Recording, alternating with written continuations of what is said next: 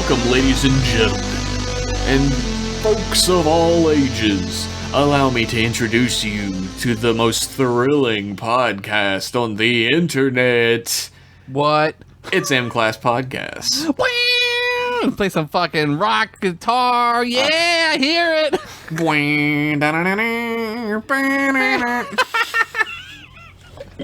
How come no one's done a cover of that, but like fucking like pop punk cover of Oh shit, get like, on it. Like Newfound Glory came out with those albums, right, where they would just do covers. Why didn't they do that show? It's a missed opportunity. Get on it, Vitizen. Yeah. Or Torzalin. One or the other. You guys get on it. Him. He's cool. He's a cool dude. Anyway. I was high as fuck. I'm Jeff. I'm Josh. And on this podcast, we have polite, respectful conversations about Star Trek. Fuck you, Jeff. Oh, that hurt my feelings, you giant piece of shit. Yeah, that's what I am. You are what you eat. What? Whoa. Okay, so, on this show, we have not quiet, not respectful conversations about Star Trek, episode by episode, collection by collection. Yeah. And this week's episode begins the collection that we're on now that I have forgotten the name of. The Doppelganger collection. I talked myself through it.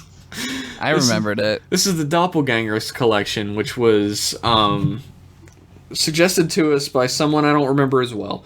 However... Oh, it was, fuck. It was Fuck. Fuck suggested it to us. Dude. It is Ahoy, I'm Harker's Doppelgangers collection. Yeah, Harker. It's YaBoyHarker's Doppelgangers collection. Yeah. As it shall always be known as YaBoyHarker's Doppelgangers collection. That's his legal birth name. It is his birth name. He's just really cool, and his parents were also equally cool. They were ahead of their time.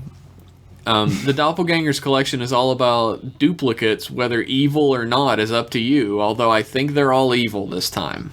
I'm pretty sure.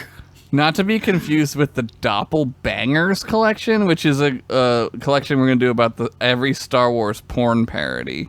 Star Wars? I meant Star Trek. Is this a Star Wars podcast? This is the Star Trek one. It's not the alternate universe Star Wars podcast. Oh, I'm in the wrong. Let me go back to my universe.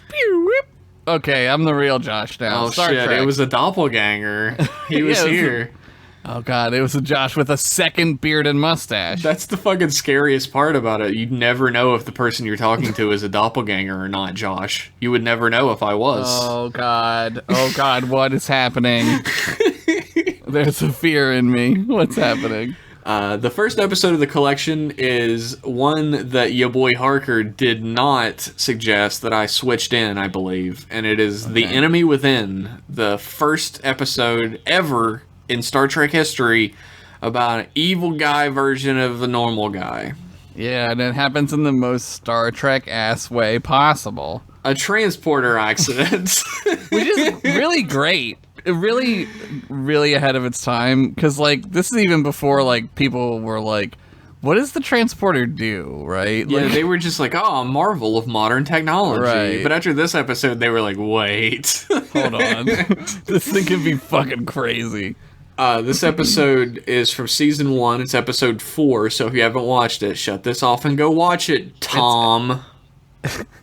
Tom from MySpace? There's a chance 6. I hit it. There's a chance I got it. And somebody out there is like, oh, fuck, he knows me. He knows. It's episode 6 on Netflix, which, here we go again. Thanks, Netflix. Why is it? It's also episode 5 on the Wikipedia. It's any of those episodes. It's episode 4 in the production order, I'm pretty sure. Was it aired that way, though? Yeah, it was aired 4th. It's 5 in the production order, actually. Oh, my God. Why do they list them that way? It's so stupid. 5th of production order of 762 episodes of Star Trek. And you motherfuckers wanted us to go in order at one point. What were you thinking? We would have killed ourselves. It would have been horrible. We would be on episode 1. No, we wouldn't, actually. This is episode 101 of podcasts we've done, if you include email. Wow. We've done 101 podcasts and released them to the public. That's not even counting all the podcasts that we've done and released on Patreon. That's crazy. We're like We're like fucking prolific as fuck. That's right. And the whole time we've done other projects at the same time. I'm doing another podcast right now. We're both recording this podcast twice, once in English and once in Russian for our new overlords. We're just hedging our bets, you know? We're just getting ready. This episode was written by Richard Matheson and directed by Leo Penn. And John Larroquette fun fact of the week for you. Neither of them were ever asked back. Weird, because this is not... I don't want to telegraph my verdict or whatever, but it's not bad. It's not a bad episode at all. They were not asked back for different reasons. Because Leo Penn... Yeah. What happened? Leo Penn, who was the director of this episode, ran over budget. He went one day over for filming and ran over budget, so he was never invited back to do anything for Desilu Studios ever again. Wow, that was all... Wow. You make one mistake. Also, a real John Larroquette fun fact of the week for you. He was the father of Sean Penn. I was going to say that. I knew that. I stole it from you. I stole it from your mouth. I knew that was the thing. He also directed 400 primetime hours of television. God, all of our childhoods were like run by Sean Penn's dad. 400. What else did he do? From I Spy to Diagnosis Murder to Columbo. God.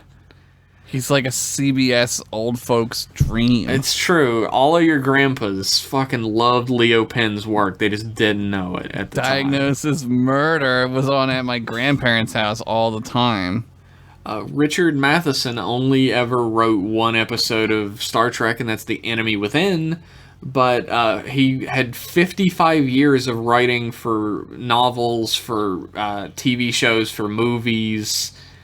He fucking wrote the script for I Am Legend. Really? Like, not the newer one, the older one. The Last Man on Earth. The Omega Man. Omega Man. Yeah, Omega Man. Oh, he did write I Am Legend 2007. Yeah, wow, he wrote both of them. Omega Man's bad. Hey, you know what's super John Larroquette fun fact of the week that ties back to everything? So much. He wrote episodes of The Twilight Zone, including Nightmare at 20,000 Feet, the famous William Shatner episode where he saw a gremlin on the wing. That guy wrote one of the most iconic things in all of television history. It's true. He also wrote the movie Duel. Ah, that's a good movie. That's the one directed by Spielbergo? I think so. It's the first thing he directed for TV. I think that's an Il Spielbergo movie. And they were like, you want to make real movies? And he was like, yeah, let me fucking make a shark movie. Yeah, let me make this cool shark movie. And they were like, I don't know. I don't know, Spielbergo. I don't know. You're playing with fire on this one, kid. You gonna get a real shark in this one? You and this Lucas kid, not looking good.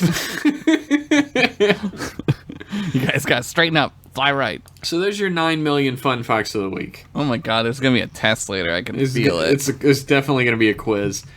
This episode has a very standard plot that's used in, I think, probably every sci-fi ever, at least once. Yeah, this is like fucking sci-fi 101, yeah, right? It's used in, most famously, I think, in an episode of Jackie Chan Adventures. I believe that's the most famous one. We all remember that episode. Where he literally gets one of the talismans, the magic talismans, and it splits him into a good half and an evil half, and the good half is a wussy who can't make any decisions, and the bad half is not a rapist like The Enemy Within, but he is a bad boy. I was gonna say this is a very Buddhist episode. There's a lot of very Buddhist. It's true. There's the yin and the yang concepts. Yeah, it's very, and within everyone there is also this like terrible shit, right? Like, yeah, it's about balance being a necessity, and everyone like they specifically talk about Kirk's only capable of leading because he has this dark side inside of him that drives him. I'm not gonna lie, that like the raping part, I was like, oh my god. Yeah, I was too. I was like, what? I've seen it. What is happening? I've seen it before a million times, but for some reason this time specifically, I was just like, Wow, I never really thought about it, but this means that somewhere inside of Kirk, he really wants to rape this woman. I guess you could think about it that way, or maybe it's just like heightened that it's not being held in check by like. It's like his libido is taken over. Yeah, it's like right? his id, right? Like he's pure id. 100% his dark side is his penis. So I think that's where a lot of like the Kirk shit comes from. Is like this. maybe. Like people are like conflating like when he got split into a evil rapist and a wussy, with like, oh, he's always just like he like fucks a lot. And it's like there's a really weird moment in this episode, since we're just chatting about it for now. There's a really weird moment in this episode where like the like sissy wuss version of Kirk is like listening to Sulu like dying on a planet. Yeah. And he's like, oh no, and he like feels really bad, and you as an audience member in 1960 was supposed to be like, stop being a little bitch. Yeah, because it's 1966. And like, there's another moment later on where he's like, they're tranquilizing the dog, the unicorn dog. And they're like, he's like, don't hurt him. He's like, don't hurt him, and you're supposed to be like, what a fucking bitch. He has no balls. He cares about an animal. Wow. I think that aged extremely well, though. Yeah, like, it did. Now you're like, oh my god, because I was thinking that, because like it's still the dog, right? Like he's like, I feel like of the two versions of Kirk, the like soft one is far more like the full Kirk than the evil one. Absolutely. And that's why like nobody is alarmed at his behavior for so long, because he's always that type of great guy, but they're automatically alarmed at his behavior as an evil guy, because he's like, I want to get drunk and fuck. Oh my god, this fucking episode is ridiculous. It's so ridiculous. My favorite like part, like, I don't know if we want to start talking about it, but like my favorite part is like when the evil Kirk transports in and then he turns around and the music stings, dude, that's so and the fucking lighting good. is so like, dark and like lighting underneath his fucking face, like he's telling a spooky story around a campfire. I was like, oh my god, he's so fucking evil. He's like a caged animal. He's all like instinct. There's no guiding principle to it at all. It's dude. It's like id and super ego. Yeah. And there's no ego to balance them in between. There's none of it. Yeah.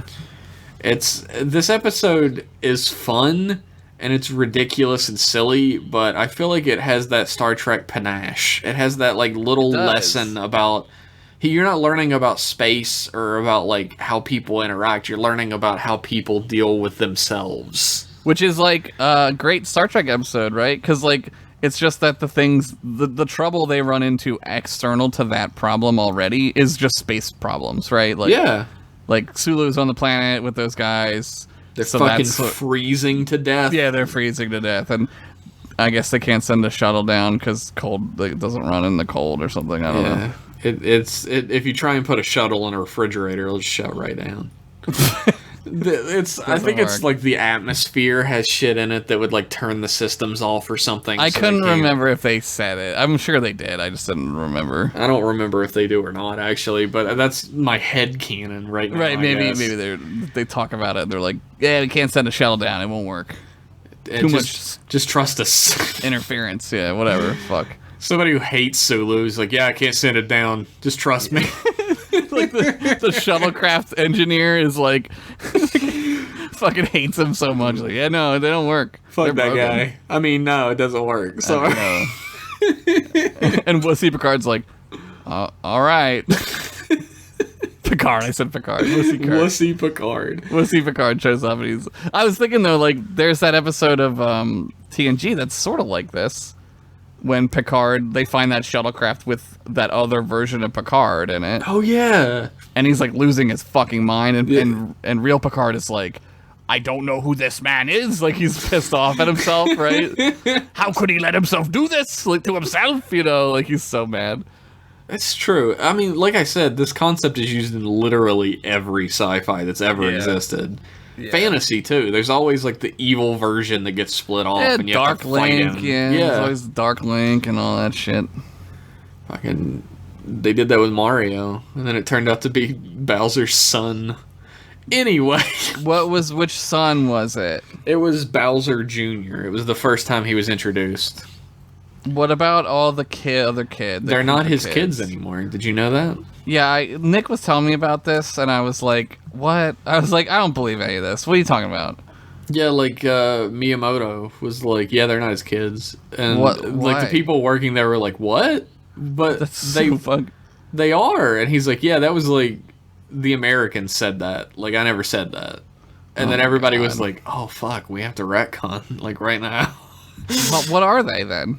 They're just his generals. I guess he has child soldiers. What is he, like a fucking, like, African Congo gorilla guy? Like, what the fuck is he doing? He just has child soldiers. Jesus fucking Christ.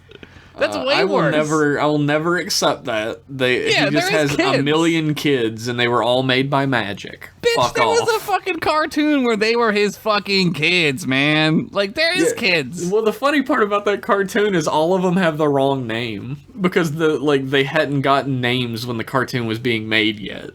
There's Beethoven. His name is Ludwig, right? Ludwig, yeah. But his name in the cartoon is Kooky Koopa. Oh, I don't remember the names. There's the girl, Koopa. Yeah, her name is Wendy O. Koopa. Wendy O? Like Wendy O? Yeah, they're all named after, like, musicians. Oh, I never get. Oh. Like, Iggy Koopa is Iggy Pop. Oh, wow. Like, Roy Koopa is Roy Orbison. Ugh. That's why he wears the sunglasses. The glasses, yeah. What are the other ones? There's like 40 of them. The only one who isn't named after a musician is Morton Koopa Jr., who's named after the fucking talk show host, Morton Downey Jr. What? Why? Because he has, when they were drawing him, they were like, this dude has a really big mouth and he looks stupid, so we're going to name him after this asshole. Oh my god. Alright. Isn't that fun? But they're not his kids anymore. They're just his child soldier generals. Yep. That's Bowser for you. Not so fucking nice now, is he? He's really nice when he puts on that princess crown and everyone cosplays as the sexy Koopa. Yeah, that was, like, huge for a while. Yeah. You know what really fucking torques my Nork? Now we're talking about this for a minute. What torques your Nork, Jeff? There's this entire subset of people who were like, Princess Peach should be with Bowser. Why? I'm like, her rapist? She should be with her kidnapper and attempted rapist? Yeah, that's like some fucking, like, honor killing shit, right? You have to marry a rapist. Yeah, that's very much some, like, Stockholm Syndrome style shit. Yeah, it's fucked up. Why should she? Is that why, though? Because, Mario's, like, short, and he's kind of chubby, so she should instead be with a monster. I see. It's better to be a spiked lizard man than a short, fat Italian guy? Yeah. Wow. That's really fucking rough. That's the way shit works, dude. Sorry, Italians at home. Sorry, Mario. I know you listen to this. I know you're listening to this, Mario.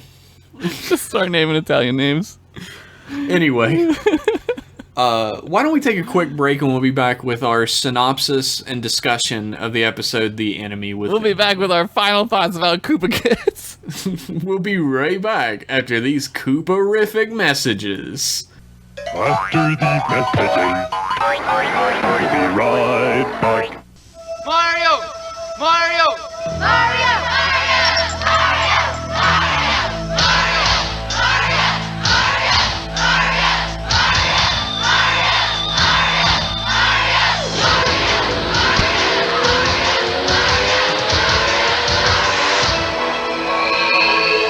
He's back.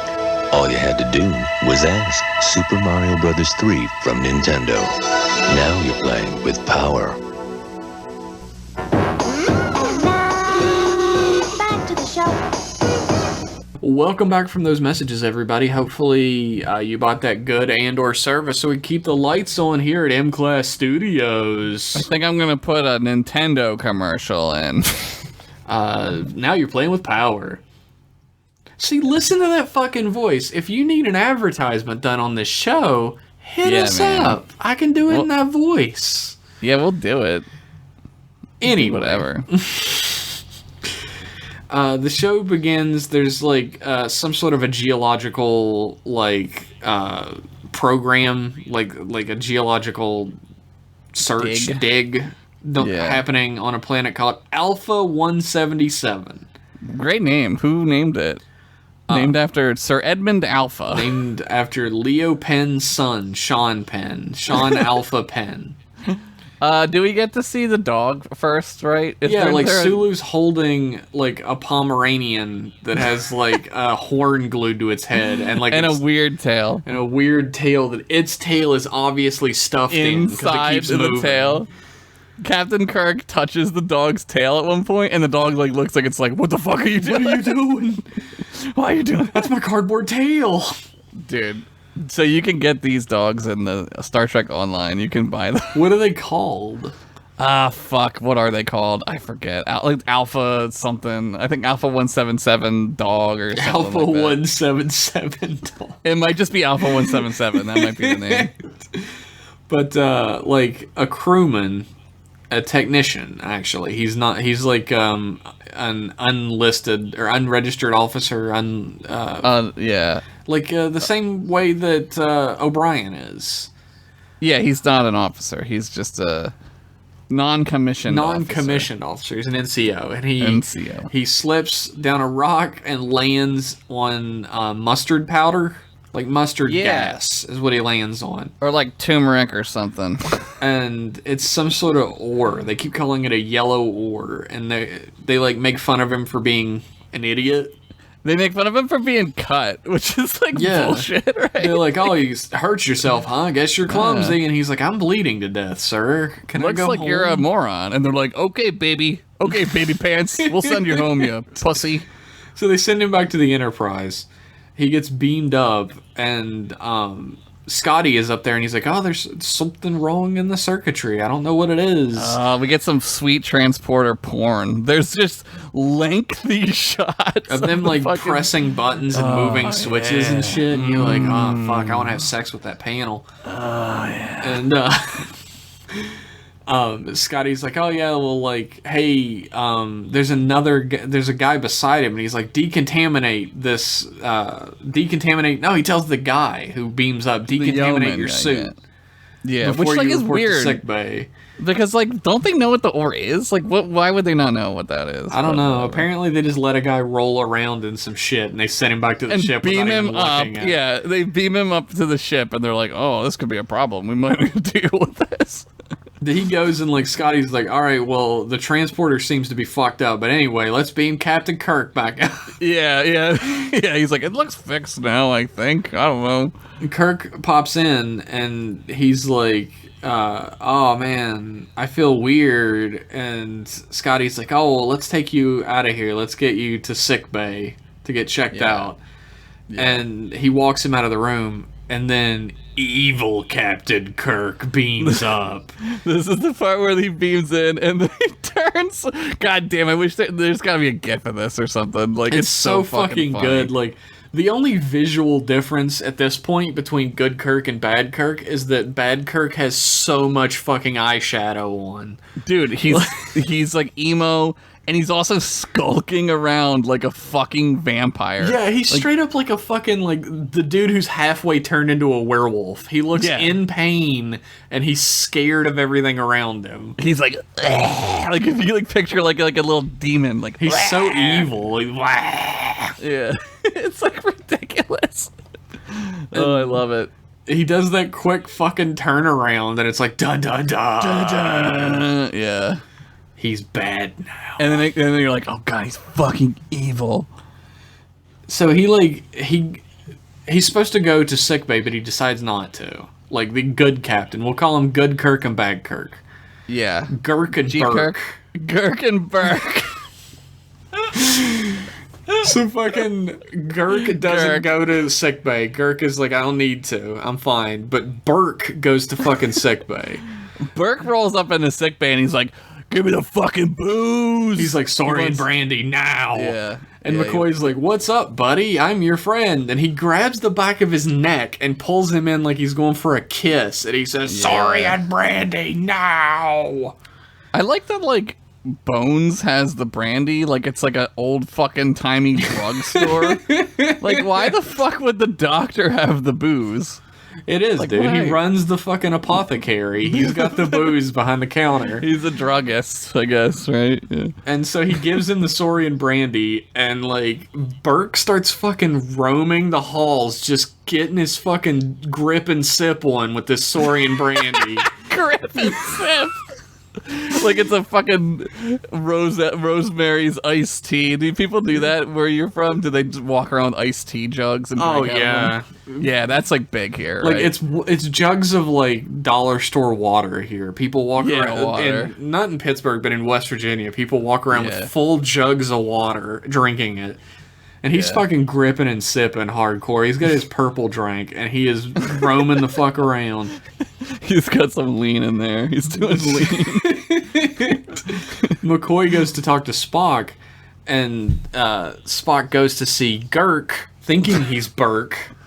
Yes. And Girk is like, what the fuck are you talking about, Spock? Spock's like, oh, you stole some brandy and you just fucking grip and sipped your way down a hallway. And he's like, I don't know what you're talking about. And he's like, McCoy's playing a trick on you. And Spock's like, all right, this is getting kind of weird. Spock's like pissed, and he's trying not to show it because he's a Vulcan, but he's like, that McCoy got me again. Yeah, he's pissed off at McCoy. And Girk is like, I'll tell him that you're suitably annoyed by it. And Spock is even more annoyed by that. He's just like, all right, bye, and leaves. I hate my friends. I hate my human friends. Wouldn't you? They're just fucking shitting on him. Meanwhile, Birk, super hornily, sneaks into Janice Rand's quarters. So Yeoman Janice Rand is back. Yeah, she has the most improbable hairdo of any character. Like, anime's got fucking nothing on Janice Rand. You can also get the Janice Rand hairdo in STO. She has a picnic blanket cross over on her fucking head, made out of her hair. It's elaborate. It's like a lattice. She made a lattice out of her own fucking hair. It's like a 60s beehive, but like with like a force field of hair. Yeah, it's got like a fence. It's got a fucking like garden fence made out of hair around it. Yeah. Anyway, is that her? Is that really her hair? I don't know. Maybe because it was like super stylish at the time. I bet. I know. It's big. It's a lot of hair. It's like a shitload of hair. It's like, it's really doing it for Birk, though. Like, Birk is all about it. Burke's into Janice Rand. Who isn't, though? I mean, I'm not going to justify, like, what Burke's doing or whatever. I'm not saying that. But really crossing a line here, because But Janice Rand is beautiful. He goes into her quarters and just waits for her. Yeah, and it's pretty dark. Burke's getting real fucking dark. Janice Rand is like checking her hair because she probably has to check that shit and redo it like every 5 minutes, right? There's no chance that just stays like that. You would think. And Birk comes out and he's like, yo. And she's like, what? What are you doing in my room, Captain? Captain? Yeah. And he's like, hey, it's me, Captain Kirk, the real one. Not an evil one. And she's like, well, you're being really weird right now. And he's like, well, what about these feelings we've been hiding? You're too much woman for me to ignore. Yeah. And she's like, what the fuck are you talking about? And he fucking, like, I think everybody who watched the show knows what he tries to do. He attempts the R. He does some hard R-ing. It's attempted R. He does not say the N-word. He does not hard R. No, not hard R that way. I'm talking about the other hard R. Yeah, he tries to force himself on her, and there's no ifs, ands, or buts about what he's trying to do. He, like, throws her to the floor and tries to get on top of her. Yeah, it's, like, pretty fucking graphic, and I was, like, shocked. I had She's, not like, screaming and struggling, and she scratches his face. That's the main point of this, I guess. Yeah, it becomes very important, but, like... she runs for the door and he grabs her, and like a crewman is walking past and he sees Birk in there, and he like fucking runs out and like karate chops the fuck out of this crewman and knocks him out. I forgot about this. And he thinks he's scot-free, and he just fucking grip and sips his way out of there. He's like, I did it. No, they'll never know. No one will ever know. Women can't tell their own stories. But in sickbay, like, it's like this episode is weirdly ahead of the curve when it comes to like, I don't think anything up to this point had ever shown like a woman almost be raped and the aftermath of like how she deals with that. Yeah, no, I can't. I mean, I don't know for sure, but it drops the ball pretty hard in the last scene, but we'll get there. Right now, she's fucking like crying and she's trying to tell the story, and Girk is there, and he's like, "But I didn't do it. I wasn't there." Yeah. And Spock and McCoy are like, "Oh, well, we have like evidence that you were there, and like the crewman that you knocked out is here, and he says you were there." And Girk's he's like, "It was you, bitch." Like, he pops out. And he was like, "It was you. I saw you." Yeah. And then Yeoman Rand is like, "I scratched your face," and then he's like, Girk is like, "But do you see any scratches on my face?" He's like, "I'm not scratched." And they're like, "Oh wait, what?" And like Spock does one of his early TOS like giant leaps in logic that everybody immediately accepts. He's like, the only thing that this means is that there's an evil duplicate of you running around. He fucking nails it. He shoots, he scores, he guesses correctly. He's on the fucking Wheel of Fortune, and he just says a word randomly, and it pops up, and that's it, baby. He solves the puzzle immediately. Oh, man. So, Girk and Birk are now both... They know there's a Girk, and they know there's a Birk now. Yeah, and they figure that they've got Girk because he doesn't have the scratches to do the R-ing. He wasn't R-ing anybody. There was no hard R-ing going on. There's no R-ing happening. And like Scotty he starts doing like tests on that yellow ore that the crewman beamed up with. Yeah. And he's like, "Oh, that must have caused an overload in the transporter that is creating evil duplicates that try and rape women. So we can't have that. That's just science. Like, that's just how it works." So the problem of this episode, besides Birk, is that they can't use the transporters to bring Sulu and the rest of the crew up from the planet who were doing the geological survey. There's like a pitch black situation where like the planet's getting colder at night. Like at night it gets super cold. Like it's 11 below at this point in the episode, and it's not even dark. Yeah, 11 below is pretty cold. Yeah, no fucking kidding. 11 below 0 or freezing? I think it's 11 below 0 at this point. Because that's really fucking cold. Like 11 below... freezing is like 21 degrees. Yeah, which is... I mean, it might be 11 below freezing. I don't know, but... That's cold, but it's not it's cold as fuck either. At least it's not 11 below absolute 0, am I right? You can't do that, but still. So they can't beam Sulu and the party back up, and I don't know what excuse they used for why they can't send a shuttlecraft down, but they can't do that. Another thought I had was, I was like, why don't they beam them down like blankets? And I was like, oh, right, evil blankets. You don't want an evil blanket trying to rape you in the night, dude. You don't want an evil blanket to try to R you in the nighttime, man. Like, that's just terrible. Evil coats? Like the evil fucking blanket starts choking you to death in your sleep, and you're like, it just ties itself around you. So they can't do that. Blankets. Yeah. Beam them down a fucking like tent or some shit. I guess it doesn't work, right? Like the transporter like kind of is like broken, right? Yeah. There's a weird moment in this episode that happens right now. Where Kirk is talking to Spock and he's like, "We have to inform the crew about what happened to me. They deserve to know." And Spock says, "With all due respect, you're the captain, and you can't afford to be anything less than perfect in the eyes of the crew. They'll lose faith in you." And it's to show that this Kirk is like softening. He's lost his edge. Yeah. However, he then goes to the bridge and tells everybody on the ship what happened to him. Yeah, I mean, I guess, like, that's their way of writing in, like, we need to show he's losing his edge or something. Yeah, but, like, they immediately go against it right afterwards. Like, it's one scene back-to-back where they're like, you can't do that. And even Kirk is like, yeah, I wonder why I forgot about my place on the ship just now. Right. And then it immediately hard cuts to him on the bridge making an announcement saying exactly what he wasn't supposed to say, and Spock has no reaction. Anyway, I'm like a Girk and there's a Birk. And everybody's like, I understand. Okay, I follow you. So what should we do to this Birk? Dude, I love the announcement is like, everyone get a phaser, put it on setting 1. Like, everyone just shoot Birk. Everybody shoot the fuck out of evil me. And they're like, you can tell because he's got scratches on his face. Like, that's the, like, number one factor in telling who Birk is. And Birk, like, touches his cheek. It shows him touching his cheek, and he's like, fucking, he loses it because he's just pure anger, and he starts, like, slamming monitors around. He throws a TV. Yeah. It's crazy. I've got the Girk. I've got the Girk. I've got the Girk. And then he finds some makeup. I don't know, I guess everyone has makeup in the future. I don't know. He's in Girk's quarters. He's in Kirk. He's in Kirk's quarters. Yeah. And there's a tiny, tiny little mirror. I guess in the future, they're like, well, we don't care about how we look. We only need a tiny mirror. Well, you wake up, like, perfect and shit, right?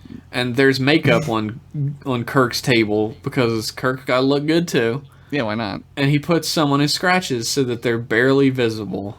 Yeah, and that's totally how makeup works, by the way. If you get 3 big-ass fucking fingernail scratches on your face, you can totally cover them up with makeup. Yeah, cover your bloody fucking wounds up with makeup and you'll be fine. Your infected wound from fingernails. Like, he walks out and there's another crewman walking down the corridor and he has a phaser and Birk is like, hey, give me that phaser, I'm your captain. And he's like, I don't know. Okay, here's the phaser. And he was like, are you Birk or Girk? And then Birk is like, I'm Girk? And he goes, all right, here good enough for me. And then Birk knocks him the fuck out with another great karate chop. Dude, he's laying fucking haymakers. Dude, Birk is karate chop king. He cannot be defeated. That's where all of Kirk's karate chop abilities go into the Birk version. So, like, Girk and Spock are hanging out in the briefing room. And Spock is like, Girk, where would you go if you were Birk? This Girk and Birk shit is getting funnier. It's getting better. And Girk is like, if I was Birk, I would hide in the lower levels of the ship. The engineering deck. So why, though? Why would he do that? Because if I was a Birk, that's where I would go. You'd go to the lower levels? Girk and Spock head on down to the engineering deck. They go to main engineering and they start chasing Birk around with phasers. Yeah. And they're just kind of playing hide and seek for a little while. Yeah. And finally, like, the two versions of Kirk run into each other. And Birk has a phaser. Girk does not. Mm-hmm. And Birk is like, get away from me. I don't want to go back. And Girk's like, you can't hurt me. I am you. And Birk's like, fuck you! And he opens fire, but Spock Vulcan nerve pinches him. Yeah. Way to go, Spock. The phaser did hit the transporter ionizer, though, which fucks it up even worse. Oh, that's right. It shoots, like, past him.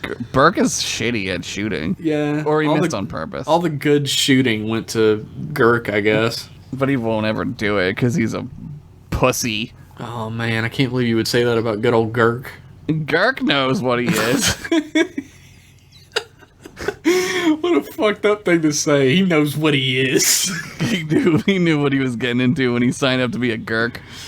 Fucking poor Girk. Meanwhile, down on the planet, Sulu and his pals are like... They're like wrapped icicles, yeah. They all look like the snow miser. They're all like covered in icicles that are dangling from their nose. It's like the end of The Shining. That's what they look like. Yeah, except there's no snow and it looks really warm out. But they're wearing blankets and shivering, so it's cold. It's a set, so you can't really tell how cold it is. But you know, they can't beam heaters or other types of devices down. Right, because they show up, but they don't work. Like, all the insides are on the outsides, like the kid who swung over the swing set. Upside Down Boy? Yeah. Oh, fuck, that dude is a hero. Shame about what happened to him.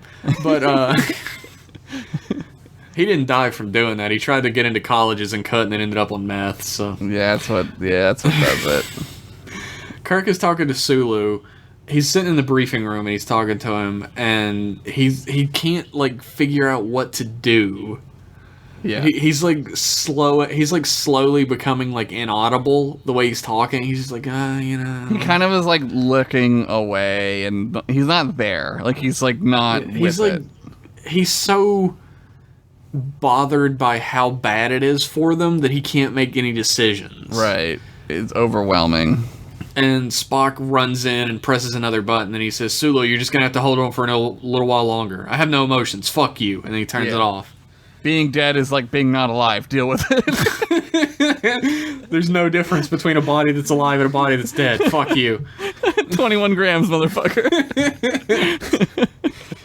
But it cuts to sickbay, and Birk is just screaming at the top of his lungs. Yeah, they strap him down, right? They like put him in a harness or some shit. Some great acting by Shatner in this episode. Just screaming at the top of his lungs. I was thinking like this is where like in a now TV show the show would end here, right? Like, oh, we got him, but not Star Trek. There's more to come. He gets away, yeah. That's great. In the show now, they would immediately figure out a solution now that they have him. Right. And they would pay more attention to the B plot, I think. But the B plot is like super thin. There's no need for it, really, just to up the stakes of the A plot. The B plot is kind of cool, and I now I think you're right. I think now they would go back down to the planet, and like Sulu would have to like take charge or something, right? They'd go back down to the planet, and like a Wampa would show up or something. Yeah, right, exactly, yeah. Maybe like an even bigger version of the unicorn dogs would be down there. Which I guess is just a Wampa. That would be so fucking cool if it was like the Flash Gordon movie. Yeah, it was big. It was just a close-up of the unicorn dog with little minis behind it. Oh, that would be so cool. That would be just going like... But they've like deepened it, so it's like... oh my, what are we going to do? And Sulu would have to like show his leadership capabilities like Birk, or Girk, sorry, can't do. So we get to, like, that's what they would do now. And that would be great. Which would have been good, actually, but really, the B plot serves only to add tension to the A plot in this episode, which is fine. That's fine writing. Yeah. Girk is like trying to talk to Birk. He's like, "Hey, don't be afraid. You need to use your brain and not your savagery." Yeah. And Burke's like, "Fuck you!" Yeah, he's going full fucking goddamn bath salts on everybody. He's ready to eat somebody's fucking face off. Girk goes over with McCoy, and McCoy tries to give him a brandy, and he just kind of holds it because he's like, only evil people drink. And right. McCoy's like,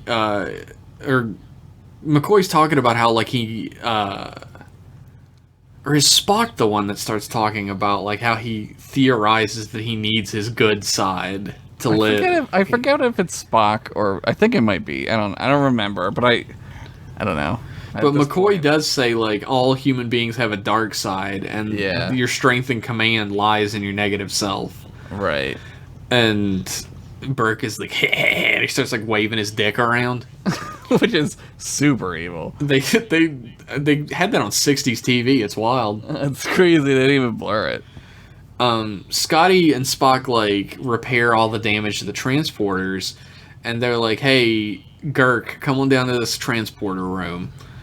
It turns out that Alpha 177 canine split into good and evil halves too. I like when they show the evil 177 dog. It's just like it just looks like a regular ass fucking dog barking at something. It's just an angry little dog, and like I think they're two different dogs. No, it is one dog, because later on when they have them on the transporter pad, there's obviously like a felt dummy dog laying next to it. Yeah. Oh god, it gets so sad though. Yeah, it does. And they are gonna send it through one way through the transporter and then bring it back to see if both of the canines will reintegrate into one solid so canine. That's how physics works. Take two things of equal mass and put them together to make the same mass. Why not? Yeah.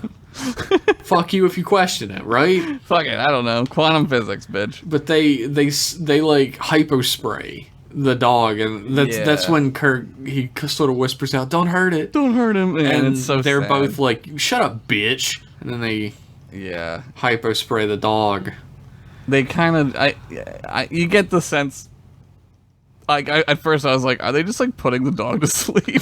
Like, are they just like euthanizing this fucking dog? No, it seems like it, but they're just knocking it out so that it won't bite them when they put it on the transporter. Also, it makes sense because they know that they have a dummy, and they need the dog to be sleeping. They need it to be laying down, or else it won't make any sense. It won't make any sense. They beam it through, and when it rematerializes back, the dog has died from the shock of being reintegrated. Sure. So Girk and Birk are like, ooh.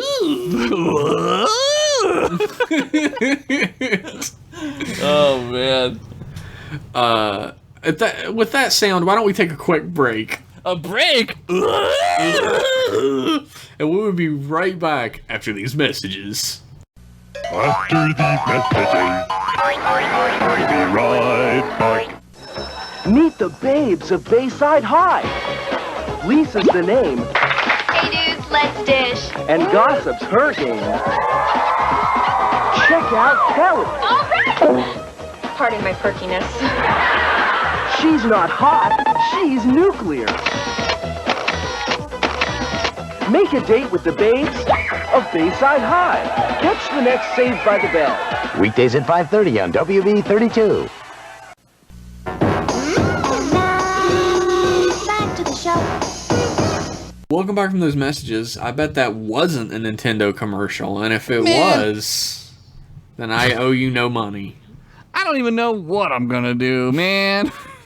That's how this show works, if you were wondering. Nobody knows what they're doing. I have like a shitload of like, I have like an hour's worth of just like commercials from the 80s and 90s, and sometimes I just pick the next one. Who knows what it'll be? Will it be an ad for designing women? Who knows? Oh my god, I wish. Fuck. Now that's a Birk you can get behind. Delta Birk. Delta Birk. That's all I've been thinking of this whole fucking time. We've been talking about Birk. You're a fucking genius. That's incredible. They still have Birk in sickbay. Not Delta Birk, sadly. Just bad Kirk. And Sulu contacts Girk from the planet's surface again. And just sort of like dies to the cold. He just fucking passes out. Yeah, he goes sleepy, which is what you want to do when you're freezing to death. Yeah. That won't backfire at all. It's totally fine. That's just death. That's just the sweet grip of death embracing Sometimes you. that's what you want, Josh. Anyway, I know. Girk goes back to sickbay and releases Birk. And he's like, we're both going to go back through that transporter, and I don't give a fuck what happens. We have to be one and whole again, or we're going to die. Mm-hmm. And fucking Birk is like, no, fuck you. And he knocks Girk out. And steals his wraparound tunic, which was the only way to tell them apart. So up to this point, Girk was wearing his Jammy Jams wraparound captain's tunic. Yeah, his green tunic. And Birk was wearing the standard Starfleet uniform. Yeah, the yellow, gold, whatever. Fucking Birk goes up to the bridge, and he's like, "Hey, everybody, it's me, Girk." Your best friend. Captain's jobs. And he runs in. He's like smart now. He's gained a little bit of intelligence. Like evil cunning has finally come out at him. Yes. Because he sees Yeoman Rand outside the turbo lift, and he's like, "Well, I'm sorry, I was a rapist. That wasn't me. That was the animal part with you in your cabin, and that was trying to get its fucks on, whether you wanted it or not. I'm Girk, so I would never do that." Yeah, it's your old pal Girk. And he's like, yeah, Birk had that scratch on his face, and I don't anymore, remember?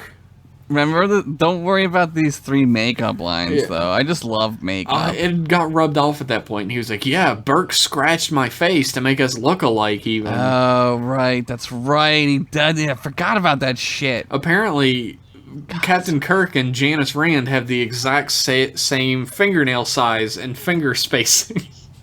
Yeah, interesting. Makes you think. Old Birk heads up to the bridge, and he's like, hey, get the ship out of orbit. We can't save Sulu and the party, so we're going to have to leave them behind. They can't be saved. And everybody's like, what? And the pilot, who's like, whoever the fuck, is like, okay. He's like, well, I mean, I guess if the captain said it. He's like weirdly okay with it. But I guess, like, yeah, it's like the order, right? Yeah. So do it. But by this point, like, Girk and McCoy end up on the bridge, and everybody's like, what the fuck? And the first thing is the guy says is, who do I shoot? I don't know which one do I shoot first. And Spock's like, let's ask him a question only the real Girk would know. Yeah. They don't actually do that this time. No, Spock says, let's let Girk handle this. And Girk walks up with a phaser to Birk, and he's like, you're gonna have to come with me if you want to be whole again. And he's like, I don't want to go back. I want to live. I want to live. Yeah, like he's like just afraid. And like they it's hug. Like it's like really really insightful because like that animal part is just he's just afraid. Like that's all it is. There's no real reasoning. It's all self-preservation. Yeah, yeah. It's interesting. And it's not so much the good and evil sides get split as like the reasoning and the raw animal side get split. Right, yeah. And the raw animal is, like Josh said, it's like pure id. It wants to fuck, it wants to drink, it wants to eat, it wants to get away and be safe. Yep. And it like starts crying. Like Birk starts crying and he like collapses into Girk's arms. It's hard to talk about the emotion when I'm calling him Birk and Girk, but it's there. He's like, I love you, Birk. And then they like weirdly like kiss each other, which I guess is totally not weird. It's like kissing a mirror. It's fine. Yeah, like whatever. It's like kissing your pillow, which I totally do. Then there was like full penetration, which I thought was much, but I mean, I was into it. I was like, finally. Both the Kirks end up back in the transporter room, and they're going to try to use the transporter beam in the same way they used on the unicorn dog, which totally worked out. It'll be different this time. Spock is the one on the transporter console, because apparently like, Scotty is incompetent. Well, Spock can do all that math, like that fucking Heisenberg uncertainty math. That's true. You don't need the compensator when he's around, baby. Yeah, he's like a one-man compensator. And Burke's like, I know that there's a chance that I might not make it through this, and if I don't, you know what to do, Spock. Delete my porn history. Especially delete Burke's porn history, please. That's the weird shit. And Spock's like, yeah, I understand, Captain. I'll do my best. I'll try to find your various spank banks. So they turn the transporter knobs up, the sliders. They turn it to 11. And the two Kirks transport out, and when they beam them back, a single Kirk stands on the transporter pad. It's Kirk. Regular Kirk. It's Rurk. It's Rurk. Rurk is back. Wouldn't it be great if we just called him Rurk for the rest of this fucking show's history forever? Every time we do a TOS, it's Rurk. But really Kirk walks off the pad, and he's like, and they're all like holding their breath, and he's like, I want that landing party saved immediately. And they're all like, yay! Back. Yep. And they do it. They beam Sulu back and everything, and they just wheel them out looking like corpses. They look dead. Like, they look like they're dead. They look frozen and dead, and they just wheel them out, and McCoy's like, they got frostbite, but they're fine. Yeah, like frostbite's totally fine, right? I'm like, oh, cool, I might lose my fucking foot, but whatever. It was 147 below at one point. Yeah, how do they just have frostbite? That's really fucking cold. Like, that'll kill you. When it cuts to the bridge and Kirk's there, and Yeoman Rand if there's a beeping right now that's audible, I'm sorry, everyone. What is that? There is something in my building that goes off like this once every few days, and I don't know how long it lasts. Is it a ghost alert?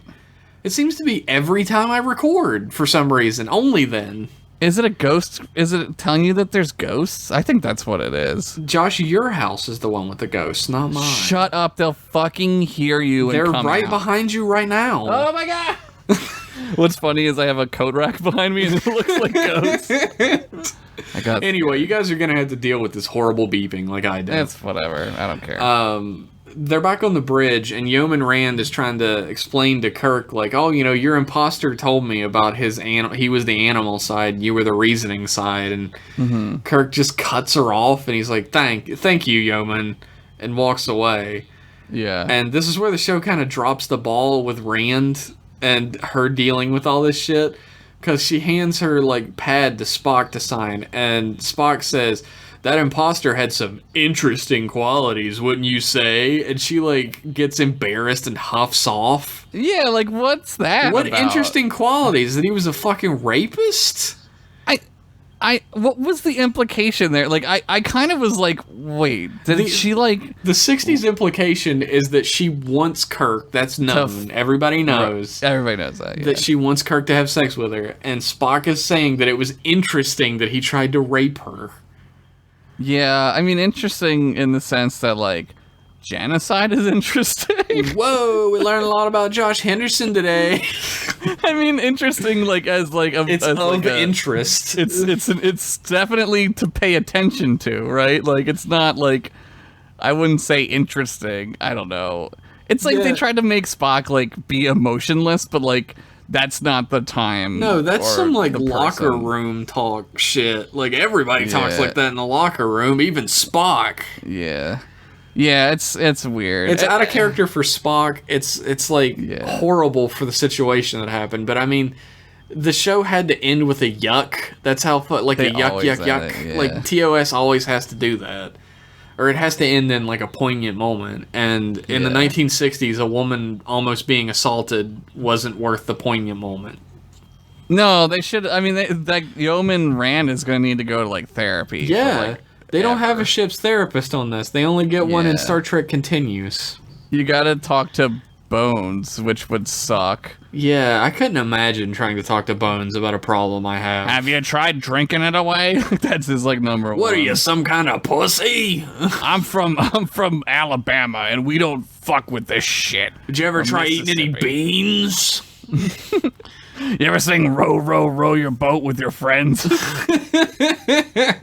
That'll fix it. Go camping. Everybody needs to go camping. Drink some fucking scotch. Go camping. Use rocket boots. I don't know. I couldn't imagine a worse therapist than fucking Bones. Yeah, like, he's barely a doctor. He's like fucking going into Bones' office and laying down on the couch and being like, yeah, I think it started with my mother. And he'd be like, your mother's a saint. Get the fuck out of my office. I fucked your mother and she was a saint. And you're like, God damn, this is horrible. I guess this is worse than whatever was bothering me. So yeah, I guess I'm fucking cured. Yeah, like, he's barely, like, a veterinarian. he's a great, like, surgeon and doctor. Like, I'm not trying to say he's not a good doctor, but, like he has no bedside manner. Yeah. It's fucking horrible, dude. The best thing about this beeping is that it lasted an hour last time, so I'm excited for recording the rest of this. Is it like should we be concerned? Is it like a carbon monoxide detector? I like, don't know. It's not in this apartment. It's not in the hallway outside the apartment. It's in someone else's apartment, and I can hear it like it's in mine, but it's not. So I don't know what it is. And it's happened 4 times now. Dude, what the fuck? I would be, like, so pissed. Yeah, I am so pissed. That's why I'm pissed. I'm angry. I'd be like, yo, who the fuck... So, like, when I was in college, in the dorms... It stopped? It stopped, cool. It only lasted an hour once. It lasted an hour the second time. So someone's alarm, like... I mean, like, this could be, like, a problem. Like, if it's, like, a radon detector, you could be fucking dying right now. Really, I just want it to stop. Like, if it kills me, that's fine. But I just don't want to hear it, you know? Well, it'll stop if you're dead, right? Yeah, exactly. Yeah, that's fine, I guess. You could be breathing in deadly carbon monoxide. I wonder if this episode... I just completely skipped past that one. I wonder if this did on purpose. I wonder if this episode is like the first instance of this trope being used in anything. Like the evil like being split twin? like good side, evil side, and having in television, in American TV, maybe. I mean, I think this is like a very old story, right? Like this is like a super old. It's like, true.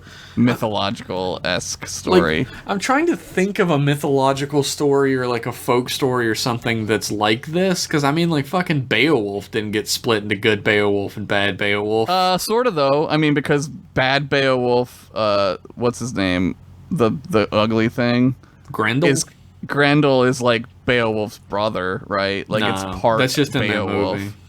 No, it's in like the story too. No, they're not related. They're related. I've read Beowulf a million times. They're not related. You read Beowulf a million times. I had it in 4 different classes, and I like the story a lot, so I've read it a bunch of times on my own too. It's really short. It's impossible to understand because it's in that stupid language. It's true. I don't know the language. I've read translations of it. That's the I guess I really love like stories of like heroes, like ancient heroes and shit. Yeah, I do too. Yeah, so I read them a lot, and I get a lot of enjoyment out of reading the different translations of Beowulf because they're like wildly different from each other. Yeah. So that might be the translation that you read most had them being brothers, but like I thought it was like sort of like implied that like the Grendel is like part of like the lineage of being like a hero, right? Like it's at least that like it's like this is what heroes do, right? They gotta fight this type of shit, and like it's all I don't know anyway, but like I feel like that this is like a very old, at least I mean this is very Asian. I'm sure there's something in like Chinese mythology, or for sure, like Japanese mythology or something about like splitting a being into its good half and its evil half. Well, I mean, it's in Dragon Ball Z. King Piccolo splits into Kami, or Kami splits into Kami and King Piccolo. Then they remerge that later. It becomes Super Piccolo. They become Super Piccolo. And Super Piccolo does real great, and then he gets beat by stupid Cell. He fights Imperfect Cell, and he completely trounces the fuck all over him, but then Imperfect Cell becomes Medium Perfect Cell and beats the shit out of him. It absorbs one of the androids, right? Yeah. Is it the girl? It absorbs 18? The boy first, because 17. They start trying to keep 18 away from it, and that's when Krillin falls in love with her, and she starts to like have feelings for him too. Because she's so approachable. She's just wonderful. Krillin has a type, I guess, and it's women who could obliterate him if they wanted to. I'm not gonna say I also have that type, but I definitely have that type. If you can't throw a punch both physically or verbally or both, I'm not into that. I'm not into it. Krillin gets a bad. Krillin's like my favorite Dragon Ball character. Really? I love Dragon Ball? Dragon Ball and Z. And Z. I love him because he is so unbelievably outmatched every single time there's a fight, but he still jumps the fuck in. Yeah, and tries to help. Fight. Yep, you're right. And he is super weak compared to everybody else, but it turns out that he's the strongest human on Earth. It's just everybody else is a weird alien. Everyone else is a fucking alien, right? Yeah. Yeah. And he ends up married to Android 18, and they live a happy life, and he's the strongest man on Earth, so... Yeah, and he's friends with a bubblegum man later. Who can turn any enemy into a cookie. It's awesome. Doesn't it turn into a boy? Is he a little kid or something like that? Well, he's still fucking Boo is weird because Boo is so weird. He's a big fat guy, right? And then he transforms into Super Boo, which is the most powerful Boo.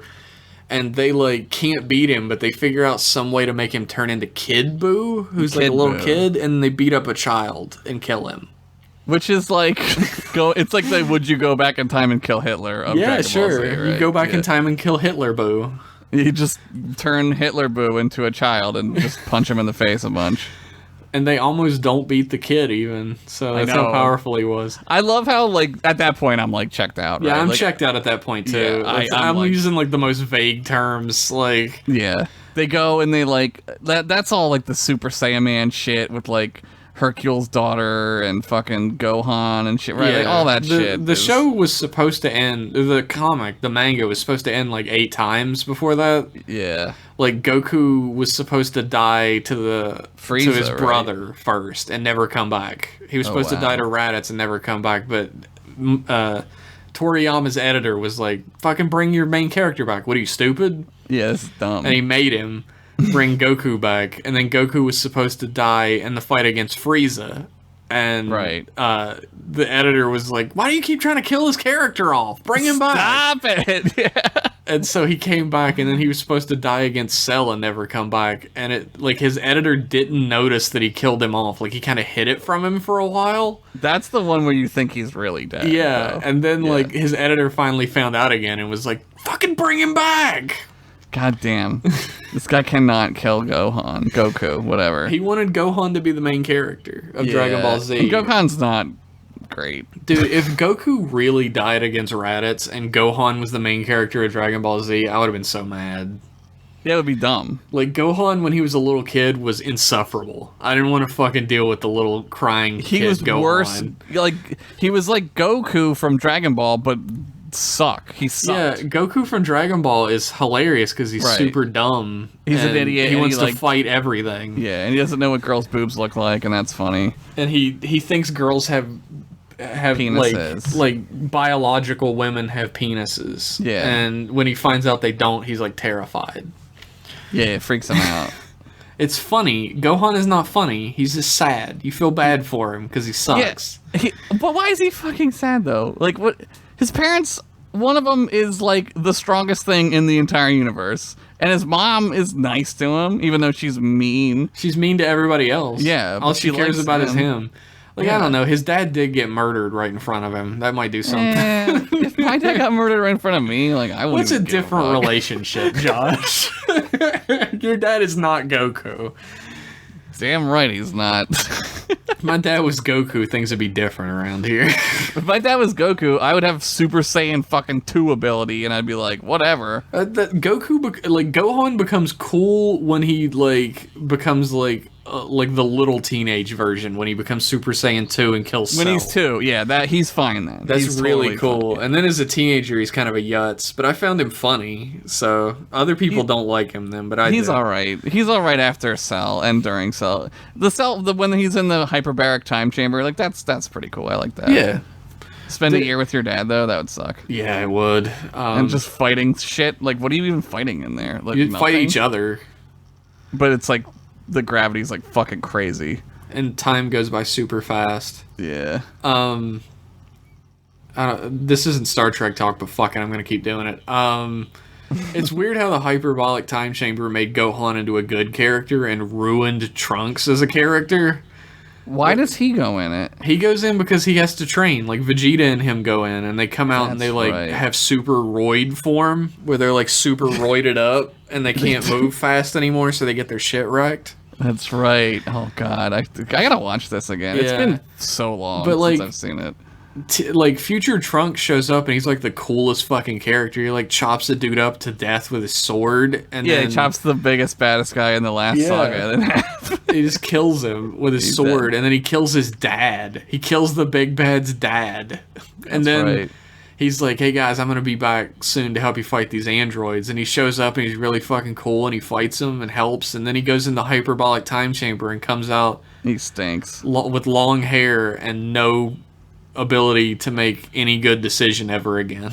Well, he hung out with Vegeta for a year. That'll fuck your whole life up. This guy's my dad? Fuck. This dude sucks. This guy's the worst. Vegeta's like a shithead. He is. That's the thing is, like, people like Vegeta as a character on a TV show. But he's a dickwad. But you would never want to spend a minute with a man like that in real life. Why did Bulma let him fucking come inside of her? What is Bulma doing? I don't know. Like, What does it say about Bulma? I feel unbelievably bad for Yamcha as a character because he was he was in love with Bulma from the moment he saw her, and she completely fucking dumps him for a tiny guy with a tall hair. That's how it goes, man. That's real life. He becomes a star baseball player though, so I guess that's right. He out. Plays baseball, which is sort of cheating. It is a little cheating, I think. This was the tangent cast for Dragon Ball Z. What can't like Yamcha do that he can fly. So what's he can fly. He also has superhuman strength. Yeah, every hit would be superhuman speed. So home run inside the park, home run. Fuck it. Most famous baseball player of all time. People are like, fucking Babe Ruth who? Yamcha. That's Yamcha. The guy. Other Goku. That's the funny thing about Toriyama is I love Dragon Ball Z and Dragon Ball, and he's like an amazing storyteller, and makes all these great fun creatures and characters. He does art for video games too. Like he does all the art for Dragon Warrior and Dragon Quest. Yeah. And for Chrono Trigger and games like that. Yeah, Chrono Trigger, yeah. All of those characters in those games are just Dragon Ball Z characters with different colored hair. They're just different hair, yeah. There's Vegeta. Yep. Like they brought Malin is fucking like Bulma. Yeah, they brought the Dragon Quest heroes from 4 games to Smash Brothers. Yeah, I saw that. Everyone was tweeting at me because I like that game. 2 Trunkses, a Goku, and a Gohan are the characters. Well, now you know what the next thing is going to be. And well, they're definitely not going to put Dragon Ball Z characters in there. You don't think? They're not a video game. They have video games, though. Yeah, you have to begin in a video game. Oh, is that the rule? I didn't know there was like some Smash Brothers like consortium of rules. Well, the guy who makes it has that rule. He hates that people keep asking him for shit that didn't start in games. He also hates that Nintendo works him 1 million hours a day every day, and he never gets to sleep or go home and see his children. Yeah, well, should have thought of that before you became a video game maker. Sorry, Kevin Cole. Get back to the video game mines, you slave. This all started because I was wondering where the storyline of like an evil duplicate pops out of you and you gotta fight him came from. Where it comes from. Well, The Legend of Zelda 2, I think. Yeah, maybe there. That's probably 1988. That's when it first happened. I don't know. I feel like this has to be the first instance of it being on television. In America, for sure. Like, I would. Maybe there was a Doctor Who episode about that or something over in British. England. There could have been. I mean, I've seen every Twilight Zone, but I can't recall all of them offhand. So and that was on the air at like the same time. It's a little bit before. That's true. Couple years. That's true. That's 3 or 4 years. You got me there, buddy. I like that when they have to show that Sulu's really cold, they put like talcum powder in his hair and dump it all over his blankets. Yeah, they're like, this is like what cold stuff looks like. This is cold. This is cold now. It could have been asbestos. You know what? I'm being a fucking dum-dum. I guess it all starts with Dr. Jekyll and Mr. Hyde. Yeah, that's it. Yeah, I mean that's probably not the start of it, even though either. I'm telling you, there's some there's for mythology. Sure. I don't doubt that at all. Fucking, it's all Babylonian. Go back to Babylon and ask those people. They started all this crap, writing their stories down. The human condition is having an enemy within. Oh, so good. Did you just make that up? Nah, McCoy was supposed to say it, but they thought it was too on the nose. Well, it was good. I mean, I would have taken credit for it if I were you. Oh, Jesus.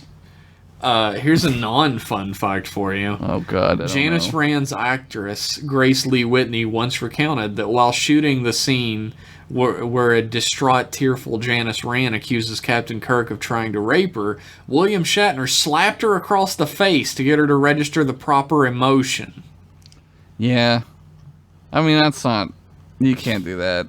You can't be slapping women. You just can't. Nah, this isn't like a Tarantino movie where like you're punching a wall or something, right, to get like the emotion up or some shit. This is a person. Don't do that. It's a woman. fucking just don't be slapping anybody. How about that? Yeah, I wouldn't. I mean, you just especially act. not a lady. You can't be slapping a lady. I thought it was a good idea. Here's it turns out that during several scenes of this episode, characters don't have Starfleet insignias on their uniforms. Yeah, so like I noticed like the first shot of Scotty, his delta is like fucked up. Like it's weird looking. It looks like it's falling off. Apparently, like Kirk, when he beams up, like him and his evil counterpart both don't have the insignia on their uniforms. What happened? Did they not iron them on correctly? I guess they just fell off. They didn't transport through like everything else did. The yellow dust did it. It took the insignia off. Captain Kirk has a duplicate in this episode. What are little girls made of? Whom gods destroy? And Star Trek VI: The Undiscovered Country. Yeah, that doesn't really count though. No, it doesn't. That one's like a stretch, I would say. Because it's fucking... What's her name? Imran? Yeah. Right? This is the first episode where there's a Vulcan nerve pinch in Star Trek That's the history. first one? This is it, yeah. Oh, man! And that's where it all fucking comes from. Now no one will ever shut up about it. You always gotta do that nerve pinch, baby. Yeah, it's like overpowered. It needs to be Vulcan nerf pinched. Oh my god, you're so smart. Thanks, thank you, thanks. I had heard an interview once with Leonard Nimoy where he said that he was supposed to just punch the shit out of evil Kirk. Yeah, and he thought Spock wouldn't do that, right? Yeah, he was like, that's like too uncivilized for Spock. They would have some way to subdue someone in a much more civilized manner. Mm-hmm. So he created the Vulcan nerve pinch. There you go. And so eons forth from this day on, even there's going to be Star Trek lore about the Vulcan nerve pinch just because Leonard Nimoy didn't want to punch a guy. He didn't want to punch his friend who he hated in real life. I don't know if this is at the point yet where he hated him, because this is only episode 4. He's not making fun of him every day, right? Or did he like fucking bully him and shit? Like Shatner was a piece of shit. Like he was very rude and uncouth to everybody. I don't think he bullied anybody, but he was rude all the time, and he thought I'm the star and everybody else are the peons. And apparently he got a lump of fucking just desserts when all those fan letters and fan clubs for Spock started rolling in. It affected him. Yeah, so he like learned hubris that day, I guess, and like had to I think he started being nicer to Leonard Nimoy at that point. Yeah. Because there was a long time where they like hated each other, and then they became best friends after like sometime during the movies being made. Right. And they're then both more grown up. Yeah, and then they hated each other again for a while, and then they became best friends again for like the last 20 years or something of Nimoy's life. Well, because Spock had he pulled that power move at the end of 2. Where he was like, I'm not coming back unless you give me all these things. And he was like, yup, you sure can do that. We're going to give you whatever you want, Mr. Spock. Well, Shatner did the same shit. That's why he got to direct Star Trek V. Which is the best one. Yeah, that shows Shatner's directing ability right there. It's so good. It's a problem in writing as well, but... Yeah, the directing's not great, but it's not horrible. It's just the movie is bad. It's very B-movie direction. I remember when we were watching the movies back to back. Yeah. I don't know if I say this in the episode or not, but I remember specifically thinking this looks worse than the movie that came before it. It looks there's a couple parts in like the mountain scene where it's like very like Mac and Me, where you're like, what the fuck am I? At? You're like, this is ridiculous. It's like it's like B-movie direction. Yeah. There's that part where like the cat with 3 tits or whatever like pops up in front of the screen and dances and then moves to the side. That's like B-movie shit. Yeah, it's not good. But that's Shatner for you. The cat with 3 tits. That's her name. Oh my god, did you hear the cat with 3 tits is going to be at Seattle Comic Con? You joke, but someone has really said that before. I know they have. Star Trek V is going to be there. Dude, I know they have, dude. I'm gonna bring I made a 3-titted cat model. I'm gonna have her sign it. The only thing I remember from Star Trek V is Spock Vulcan nerve pinching the horse. Oh fuck, I forgot about that shit. There's so many stupid things in that movie. What a great film. God, that movie sucks so bad. Is that where Scotty hits his head, or is that 6? I think it's 6. I think that's not 6. I think it's 5. It must be 5. I think that's the one where they rescue Spock. 3. It's 3. You're right. Yeah. It's 3. Because that's the one where they're like the back of my hand, and he fucking clonks his noggin. It's the one where weirdly him and Uhura are like fucking each other for some reason, and then they just drop that forever. That never goes. That just never goes anywhere. Yeah. If we're wrong about what movies these happen in, I'm sure people will tell us. We'll get yelled at. I feel like we sort of talked a bunch about stuff that isn't this episode. When we talk about TOS episodes, we tend to like go into tangents about other stuff because TOS is like a really slow, methodical, straightforward show. So not a ton happens in an episode.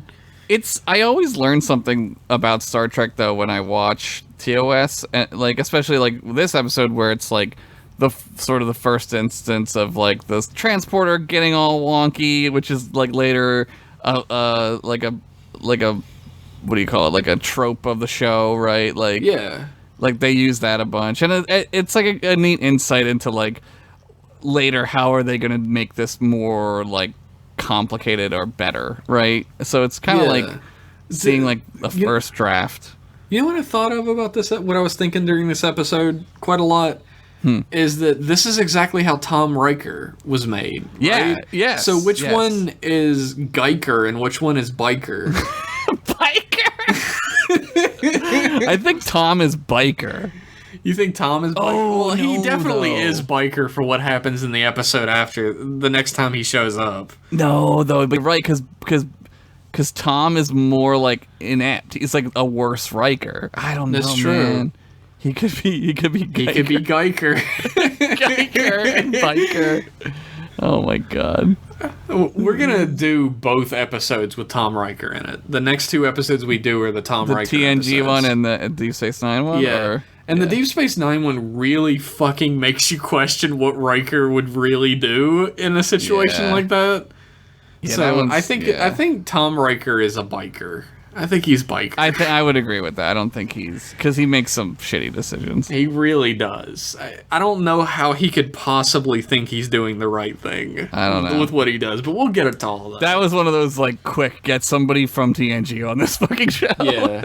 And they did the same thing in Voyager, where they're just like, oh, Riker's here for 5 minutes. Dude, bye. That's actually, like, really funny, though. I do find that really funny. That's hilarious. Like, Q beams, like, ports him over, and he's like, Q, what am I doing here? And he's like, don't worry, I'm sending you back. And he like immediately sends him back. Dude, all I can think about is like Captain Janeway had to be in bed that night, right? Yeah. She's like laying down to sleep and she closes her eyes and then just shoots straight the fuck up in bed and goes, I could have told him we were lost in the Delta Quadrant. Yep. That's how the President Janeway, man.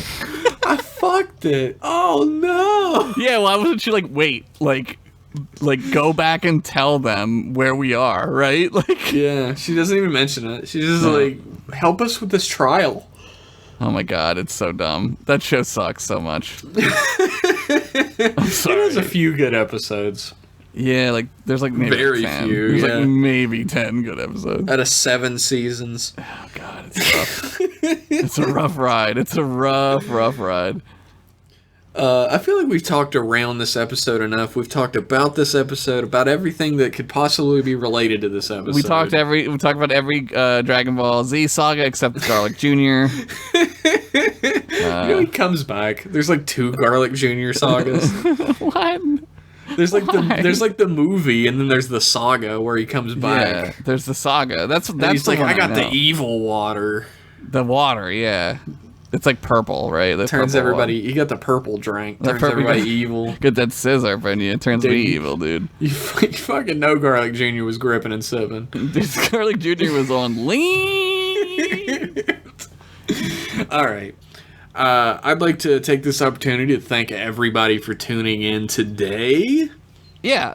I like this episode. It's fine. Like, it's, I don't know. I feel like you said, Jeff, like, it's just whatever.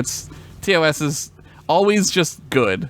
It's, Yeah, I mean, it has bad episodes, but I mean, there's some really great ones, but generally, it's good. It's good. Like, this is good. It's corny as fuck, and it's super over dramatic, but it is super fun. It's great. Except one part that's not fun at all. Yeah, not fun. I would also like to take this opportunity to tell everybody listening to this that I have a webcomic that I don't think I've mentioned on here. What? I may have mentioned it once or twice. I got a webcomic that is a marriage of Looney Tunes and old classic cartoons and noir detective fiction. It's beautifully done. Thank you. It's called Inksburg, INKSBURG, and you can find it at inksburg.com. The first storyline is wrapping up, I believe, with page 23 or 24. People are, like, concerned. They're like, what are you going to do? It's like, people are like, what are you doing next? Yeah. Like, just Jesus Christ. Give me some breathing room. Nah, give a second.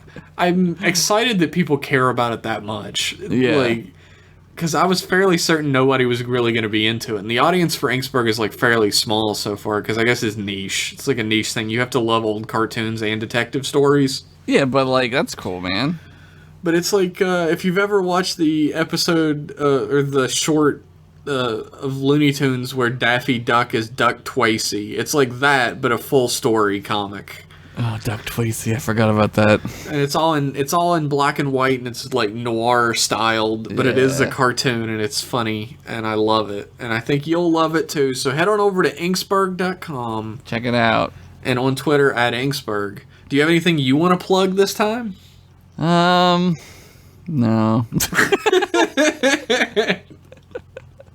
I'm gonna start streaming again. I know people are upset, so I'm gonna just start doing that again. So look out for that, I guess. Josh is gonna stream. Where can they find you on the stream? Continue show on Twitch, twitch.tv/continue show, I believe. Yeah, so go on over there right now and give the money subscription, whatever the one it's called. Give that money. Yeah, I don't know what it's called anymore. I think it might be a little different now. Give that money. Get the bits. I gotta redo all the bit noises. I think I turned them off. Oh my god. The fucking... What did I have there the last time? It was like the fucking klaxon. People were getting so pissed off. You had the klaxons. You had the scree for something too. Yeah, scree was good. If you would like more M-Class goodness, you want some more M-Class in your life, you can follow us on Twitter at M-Class_Podcast. You can find us on YouTube, SoundCloud, and iTunes for all your podcast needs. Mm-hmm. And you can send emails in to mclassemail@gmail.com, and they might appear on our sister program that we also do, so it's the same. M-Class Email. I mean, we're kind of like different people, though, when we do it. It's true. I mean, we're different people than when we started this episode. Think about it. I'm like... We're Geff and Gosh, and on email, we're Beff and Bosh. Yeah. We've started a new thing, I think. I don't think this is going to go away. It worked out really fucking well, honestly. It really helped us like differentiate them throughout the show. Yeah, and we stuck with it really, really well. It's easier than saying good Kirk. Hey, whatever, we'll just abbreviate it. Girk and Birk. Girk and Birk. They sound like ogres or orcs. Yeah, like Girk something and from Birk. like Lord of the Rings or some shit. The Hobbit. If you love this show, you love me and Josh, and you really want to support us in what we do, then you can become a patron, and for as little as $1 a month, you can get access to a Discord full of great fans of M-Class that are constantly talking in there. It's never quiet. It's my favorite one. I'm not even gonna lie. Like, straight up. No one shuts up in that fucking Discord. It's fun. It's great. No, it's great. Yeah, it's great. Like, no matter what hour of the day, like, sometimes when I'm, like, up sick or something, I'll go in at, like, 4 a.m. People are in there. People in there talking. It's great. Crazy. I love it. you get access to other podcasts we do, like Jeff and Josh Shoot the Shit, which you can get a free sample of in our backlog of episodes. Yep. The newest one we've done is about Star Trek Picard, so that'll be coming soon. If you want to know about all the hot, cynical opinions about Picard, and maybe the glimmer of hope that's in our deepest hearts. Oh, God, maybe. Then you'll get that. You'll get Jeff and Josh talk over movies, of which we've done one so far. We need to do another one at some point. Beastmaster 2. But we did do Rumble in the Bronx, which is really fucking fun. So. I know, it was so good. We need to do. We were talking about a bunch of them, like Flight of the Navigator. We can do. We should really do Turbo Kid. I fucking love. Dude, Turbo I fucking Kid. love Turbo Kid. I think that would be amazing to do. We just have to pick like sometime when we're both free during an afternoon. Yeah, we and gotta just do it.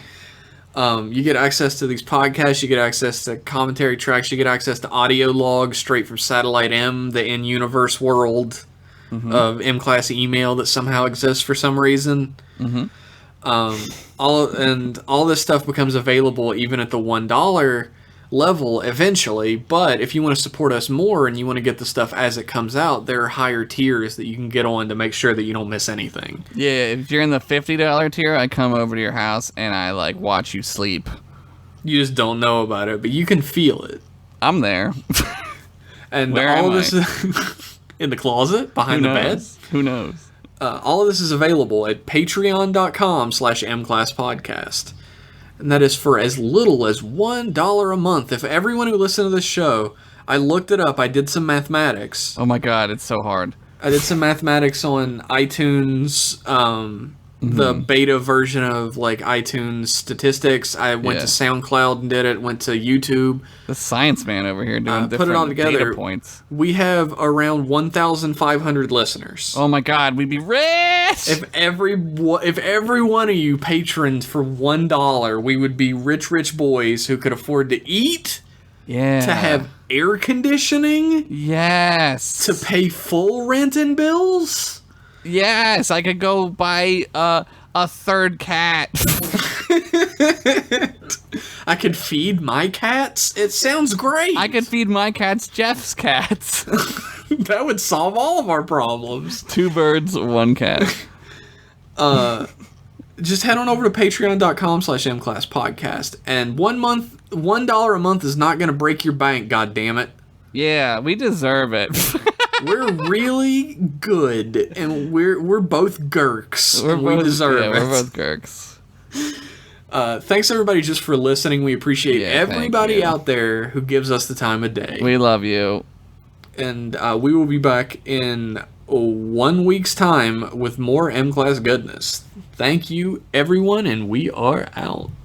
Go row a boat. Bye. Climb a mountain, pussy.